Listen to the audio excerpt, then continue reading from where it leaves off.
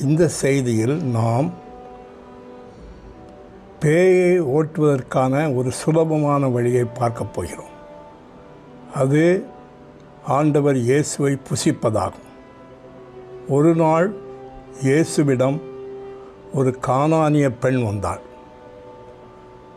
அவள் இயேசுவை நோக்கி, தாவீதின் மகனே, எனக்கு இரங்கும், என் மகளை ஒரு பேய் பிடித்து ஆட்டிக்கொண்டிருக்கிறது, அவள் மிகவும் வேதனைப்பட்டு கொண்டிருக்கிறாள் என்று இயேசுவை நோக்கி அவள் கதறினாள்.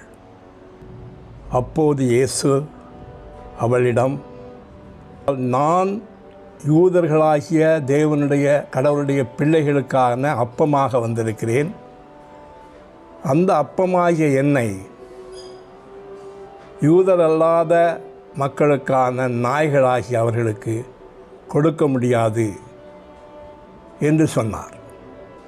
அப்போது அந்த பெண் அவரிடம், ஆண்டவரே, பிள்ளைகள் மேஜையிலிருந்து சாப்பிடும்போது, அப்பத்தை சாப்பிடும்போது சிறு சிறு துணுக்கைகள் கீழே விழுமே, அங்கே காத்திருக்கும் நாய்கள் அதை சாப்பிடுமே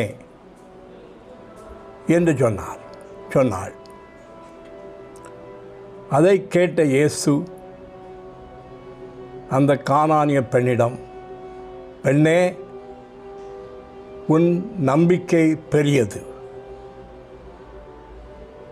உன் நம்பிக்கையின்படியே ஆகக்கடவது என்று சொன்னார்.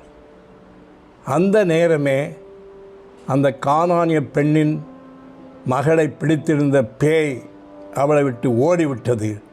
அந்த மகள் குணமடைந்தாள். எப்படி குணமடைந்தாள் என்று சொன்னால், அந்த கானானிய பெண் ஒரு துண்டு அப்பமாகிய இயேசுவை சாப்பிட்ட போது அவளுடைய மகளிடம் இருந்த பேய் ஓடிவிட்டது.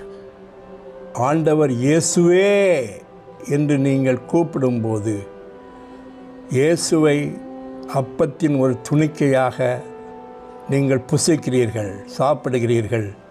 அப்பொழுது உங்கள் மகளிடமோ மகனிடமோ இருக்கக்கூடிய பேய் ஓடிவிடும். பேயை ஓட்டுவதற்கான சுலபமான வழி இயேசுவை புசிப்பதே. ஆண்டவராக இயேசு கிறிஸ்து உங்களை ஆசீர்வதிப்பாராக. ஆமென்.